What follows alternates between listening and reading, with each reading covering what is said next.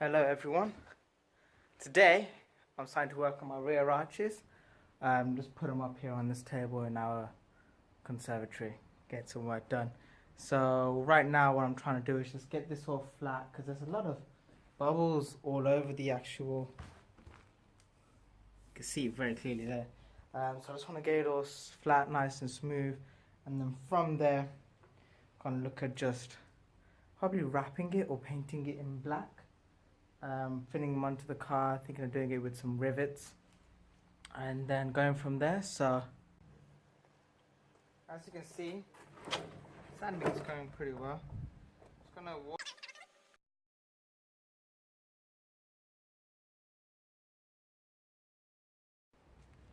Now what I'm going to do is just try and shape up this area a little, because at the moment it looks really rough. So because of the look that I'm going for, like I said before, doesn't have to be perfect. So I want to just trim it down.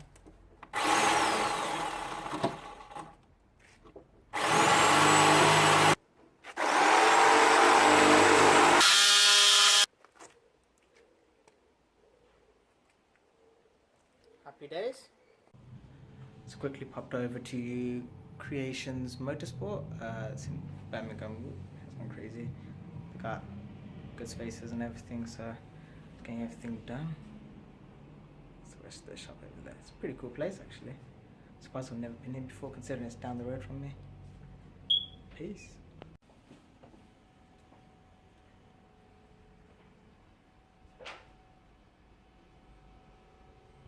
So you don't mind me taking a quick video, do you?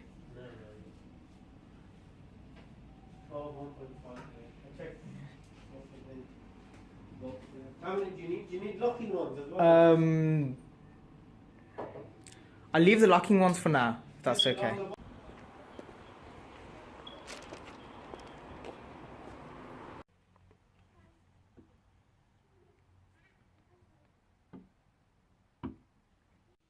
Okay everyone, you can probably tell right now from this clip that this isn't right for the timeline. So, the truth is this.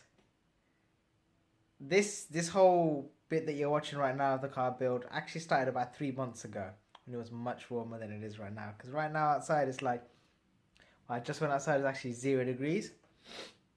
So, the reason why this video is so delayed is because I never actually thought it would take me this long to get it to where the car is right now. So I've been working on the rear arches for so long that I just lost the fact that I haven't been uploading videos on the progress on it. So I apologize for that, and this is me basically catching up on all the work that I have done and publishing it. So I hope you guys like the actual videos. There's a lot coming forward in regards to how I fitted on the arches. It's pretty different. I don't know what everyone will think of it. It's not going to be the typical E30 arches install like the M3 arches, but it is different. It is my take on things. So if you have any comments, leave them below, or please like and subscribe if you like what you're seeing. So I'll keep you guys updated. Peace out for now. Hello everyone. I don't know how to start this one today. I'm going to dive into it. So right now what I'm looking at doing is I'm fitting on my arches to go on the rear of the car. So my plan of action is I'm going to drill holes into the actual arches, which I've already done. Still need to do a couple more, and I'm drilling holes into the body. And what I'm looking to install is Rivnuts. I'm not sure if any one of you are aware of these or not. So you have the classic rivets that everyone is aware of, I hope.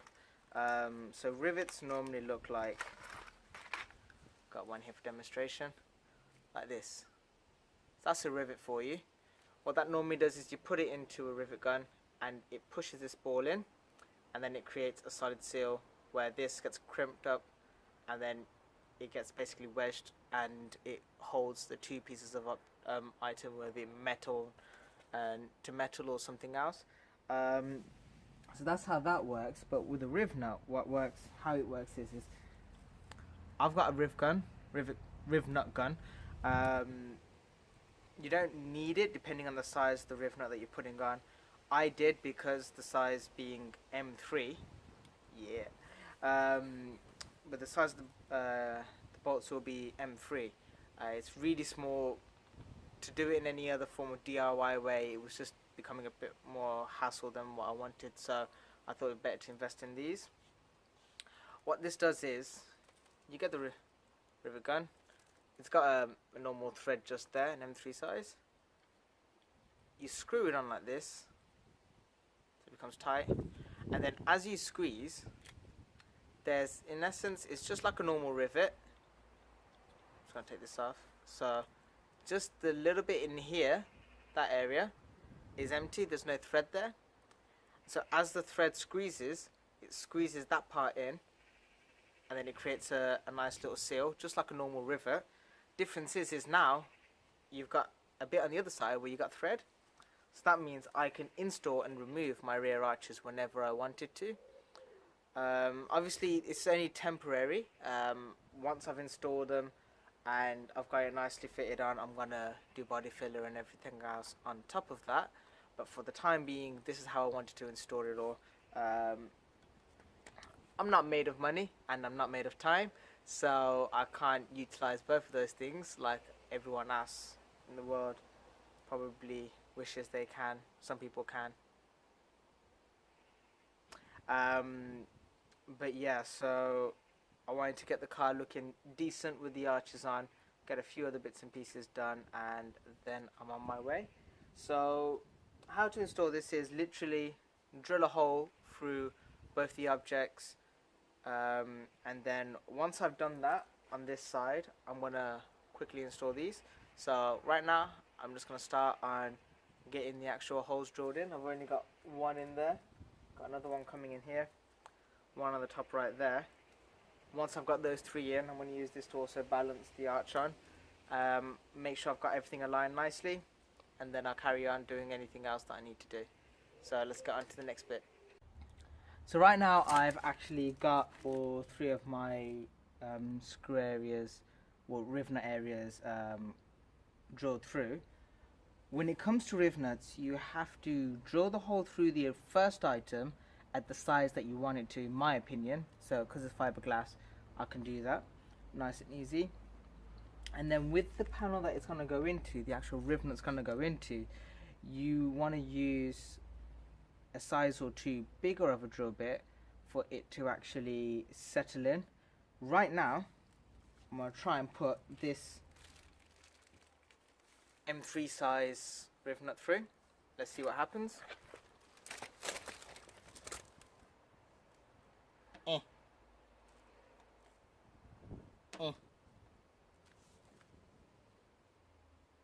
It's not gonna work.